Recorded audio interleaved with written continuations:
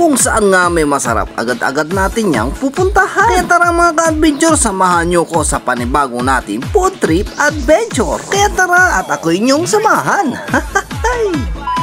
So ina mga ka-adventure, andito na tayo sa may New Public Market sa may San Carlos City, Pangasinan. Tapatan lamang ng Jollibee. At dito nga tayo magtutungo sa may bagong bukas na Dim Sum Panda. At heto nga pala yung kanilang mga menu. Iba't ibang flavor ng siomai ang may bibili natin dito. Pwedeng steam siomai o di kaya na may prinitong siomai. At mayroon ding siomai with java rice. Pagdating nga natin dito mga ka-adventure, kasalukuyan po silang abalang-abala sa pag-prepare ng kanilang mga pa-orders. Bagong bukas nga lang sila dito mga ka-adventure, kaya agad-agad natin itong pinuntahan upang matikman yung kanilang mga paninda rito. Hey, what's up mga ka-adventure? Dito na nga tayo sa may San Carlos City, Pangasinan, dito sa kanilang New Public Market. At andito nga tayo para mag-attend ng grand opening ng Dim Sum Panda. At ating ang titikman kung talagang napakasarap o quality yung kanilang mga siomai dito, dim sum at marami pang iba. Kaya tara, let's G! At nakita nga natin si Dim Sum Panda na sumasayaw. Parang nalulungkot siya kung wala siyang kasamang sumayaw, kaya sumayaw na rin ako. Kaya tara mga ka-adventure, samahan na natin siyang sumayaw.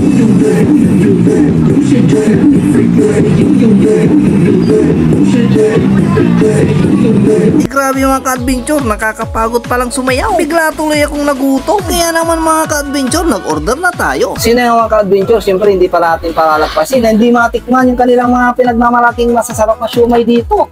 Yung tinatawag nilang shark fin siomai na mayroong steam at saka mayroong fried. Kaya tikman na pa natin ito. Siyempre sa unang kagat, thank you Lord agad.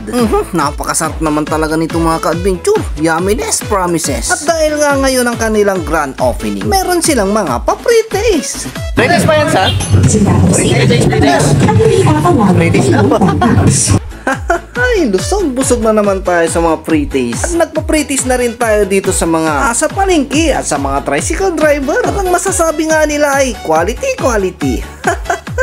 Kaya tara mga ka-adventure, arap na rin tayo rito. Sino mga ka-adventure, bumili na rin tayo ng burger dito sa may Frank Burger, katabi lamang ng Brent Gas. Ang kagandahan dito mga ka-adventure, mayroon silang mga buy one take one. Nag-order na nga tayo ng kanilang bestseller na footlong at buy one take one na burger. Ayun o, shout out sa inyo mga ate. Pero kung napataan kayo at napunta dito sa may San Carlos City New Public Market at naghahanap ng makakainan at mamimeriendahan, try nyo rin kumain dito sa may Dim Sum Panda at saka Frank Burger. At kung nanonood ka pa hanggang ngayon, paki-comment na lang sa baba kung tagasan ka para malaman ko kung saan napapadpad itong mga vlog ko. Grabe talaga mga ka-adventure, quality. Napakasarap talaga ng kanilang mga burger dito. Mapapa-dine in ka na, mapapa-take out ka pa, saan ka pa? Kaya pumunta na rin kayo dito. At syempre mga ka-adventure, the best nung kapartner ng malamig na soft drinks.